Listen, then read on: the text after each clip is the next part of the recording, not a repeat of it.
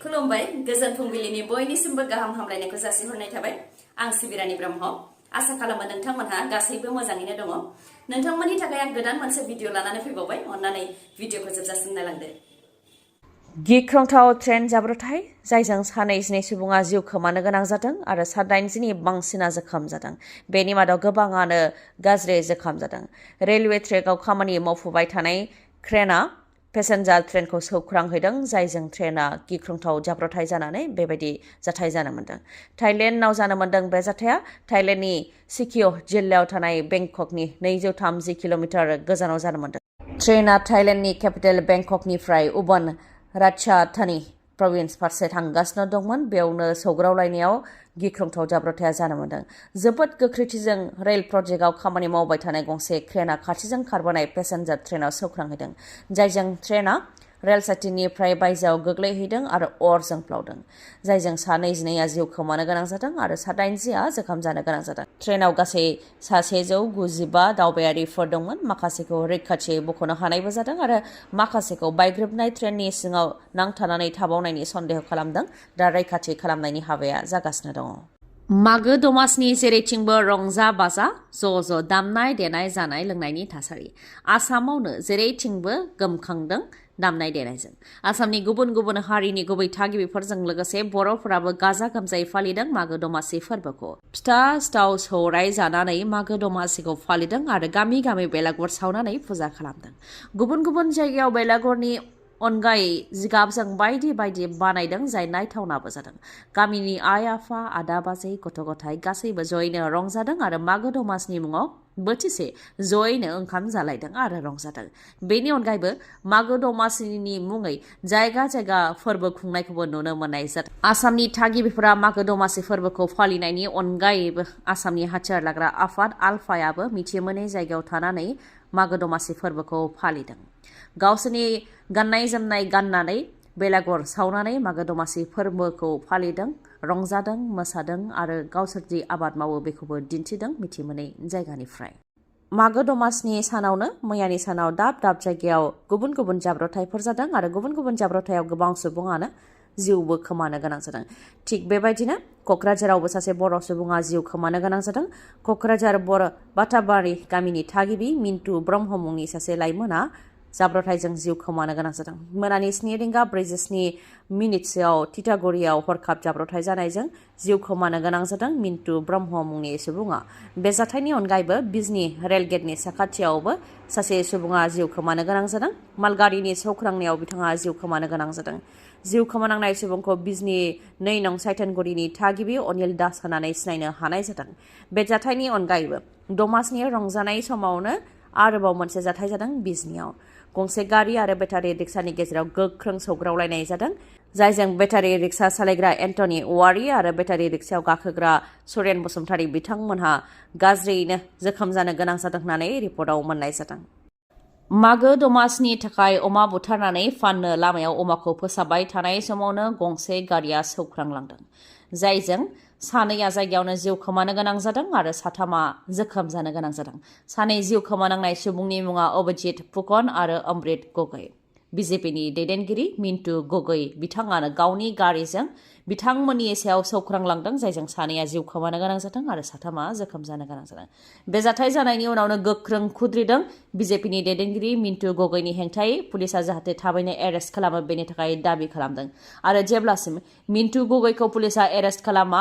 अब्लासिम थैनाय अभिजित फुकन आरो अमृत गगैखौ जोबथा बिदाय होनाय जानाय नङा होननानै गोख्रोङै खुद्रिदोंमोन आरो दाबि खालामदोंमोन गामिनि रायजो राजा बिथांमोनहा ओजोंहाय जाथाय जानाय लोगो लोगो मिन्टु गगैआबो खारखुमालांदोंमन नाथाय रायजो राजानि गोख्रों दाबि खालामनायाव आरो पुलिसनि नागिरनायाव मिन्टु गगैखौ दा पुलिसा एरेस्ट खालामनो हाबाय थियकनि हाथिसार दिहिङियाव जानो मोन्दों बे जाथाया मागो दमासिनि समावनो गसाइगावआव हाथियारजों लोगोसे सासे सुबुंखौ हमनो हादों गसाइगावनि रिमि जिमि गाटगावनिफ्राय सिलाइजों लोगोसे सासे सुबुंखौ हमनो हादों हमजानाय सुबुंनि मुङा जाबाय खायरुल इस्लाम पुलिसा खायरुल इस्लामखौ एरेस्ट खालामनायजों लोगोसे हाथियारखौ जब्द खालामबाय बे जाथायनि सानसे सिगांबो तिताबरावबो गंसे राइफलखौ गारिनिफ्राय हमनो हादों। 4.55 mm राइफलखौ बोलेर' गारिनिफ्राय हमनो हादों।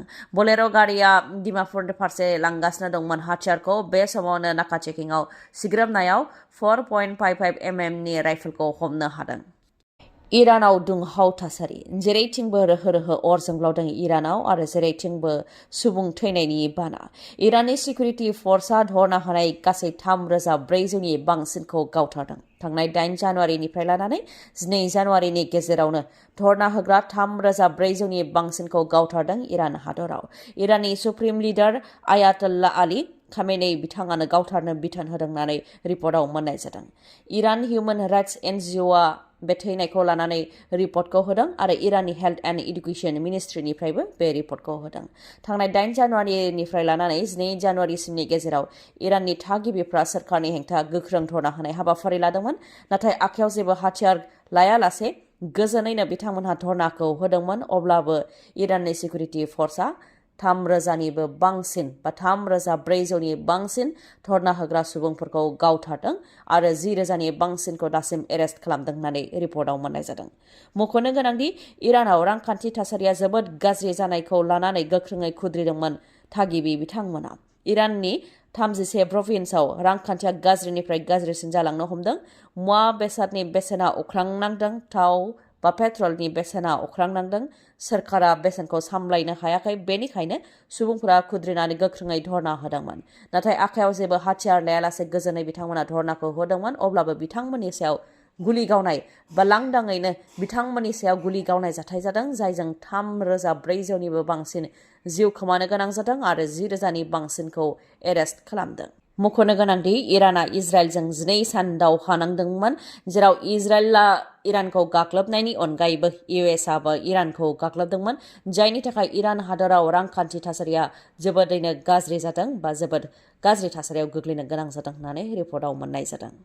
मागो दमासिनि रंजा बाजानि समावनो दुखुनि थासारि। तामुलपुरनि बगाजुलियाव फिन हाग्रानि मैदेरनि गाग्लोबनायजों सासे बर' सुबुङा जिउ खोमानो गोनां जादों। तामुलपुर जिल्लानि कुमरिकाटा हाग्रा बिफाननि सिङाव थानाय बगाजुलि आमलाइगुरि गामियाव हाग्रानि मैदेरनि गाग्लोबनायाव बगाजुलि आमलाइगुरि गामिनि थागिबि दिलीप बसुमतारीनि फिसाज्ला 20 बोसोर बैसोनि भुबनेश्वर बसुमतारी बिथाङा जिउ खोमानो गोनां जादों। सानजौफु 12 रिंगासो समाव जानो मोन्दों। बे जाथाया मोसौ दोस्लायनो होननानै दुब्लियाव थांनाय समावनो हाग्रानि मैदेरा फैनानै बिथांनि सायाव गाग्लोबफैदों, जायजों बिथाङा अबथिरायै जिउ खोमानो गोनां जादों। 20 बोसोर बैसोनिल'मोन भुबनेश्वर बसुमतारी बिथाङा। तामुलपुराव जानो मोन्दों बे जाथाया। तामुलपुराव हाग्रानि मैदेर गाग्लोबनाय जाथाया बेयो गिबि खेब नङा।